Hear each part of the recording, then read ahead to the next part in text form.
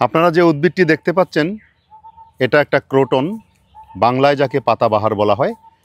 যেসব উদ্ভিদের পাতার বাহার আছে আমরা সেই উদ্ভিদগুলিকে কমনলি পাতাবাহার বলতে পারি। তবে এই পাতাবাহারের একটা নাম আছে, এটা কোডিয়াম গণভুক্ত একটি উদ্ভিদ। এছাড়া এর আরেকটি নাম হচ্ছে গোল্ড ডাস্ট ক্রোটন।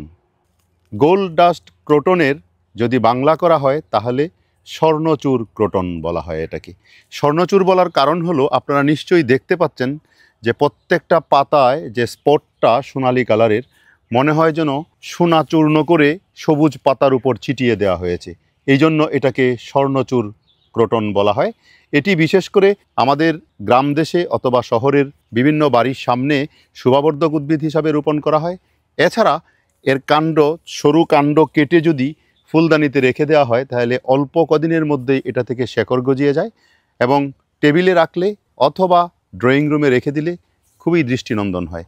এটি একটি চমৎকার শোভাবর্ধক উদ্ভিদ। এই উদ্ভিদটি যদি বাড়ির সামনে বাগানের পাশে বেড়ার মতো করে রোপণ করে দেওয়া হয় তাহলে বাড়ির সৌন্দর্য এবং বাগানের সৌন্দর্যটা অনেকাংশেই বৃদ্ধি করে দেয়।